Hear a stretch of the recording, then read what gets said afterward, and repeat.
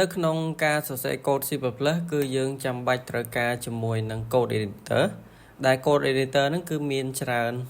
ប្រភេទយើងអាចជ្រើសរើសប្រភេទជា Visual Studio Code Visual Studio ឬក៏ប្រភេទជា CLN តែប្រភេទ CLN គឺ license ត្រូវការបង់លុយអញ្ចឹងនៅក្នុង course នេះដែរគឺយើងនឹងប្រើជាមួយនឹង Visual Studio ដែលងាយស្រួលសរសេរហើយគឺ free ទៀតអញ្ចឹងដើម្បីធ្វើការ download Visual Studio គ្នាយើងចូលមក Google ហើយ search រក Visual Studio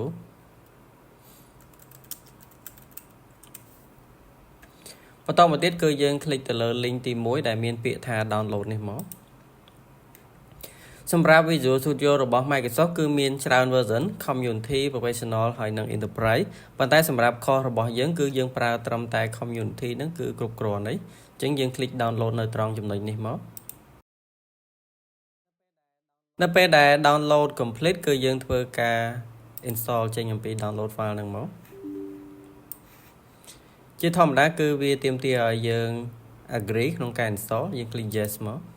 បន្តមកទៀតគឺយើងធ្វើការ click continue មកបើសិនជា computer របស់គ្នាយើងធ្វើការ download Visual Studio លើកទី1អាចនឹងត្រូវការរងចាំរៀងយូរគួរសមដែរនៅត្រង់ចំណុចនៃការ install នៅត្រង់ចំណុចនៃ feature គឺគ្នាយើងត្រូវធ្វើការជ្រើសរើស package តែ package ហ្នឹងគឺយើងត្រូវការប្រើប្រាស់នៅក្នុង course របស់យើង C++ នៅក្នុង Visual Studio គឺ support ជាមួយនឹង package ច្រើនខ្លាំងមែនតើមាន ASP មាន language ផ្សេងៗទៀតប៉ុន្តែនៅក្នុងហ្នឹងគឺយើង focus ទៅរកមើលតែ C++ ទេចំណុចដែលគ្នាយើងត្រូវធ្វើការ tick គឺ tick នៅត្រង់ចំណុចនេះតែមួយទេបើអត់មានតម្រូវការក្នុងការប្រើប្រាស់ជាមួយនឹង package ផ្សេងទៀត package ទាំងអស់នេះគឺគ្នាយើងអត់ចាំបាច់ tick ទេគឺ tick យកតែប្រភេទ C++ កន្លែងនេះតែមួយតែប៉ុណ្ណោះបន្តមកទៀតគឺយើងធ្វើការ click install ហើយនឹង download តែម្ដងមក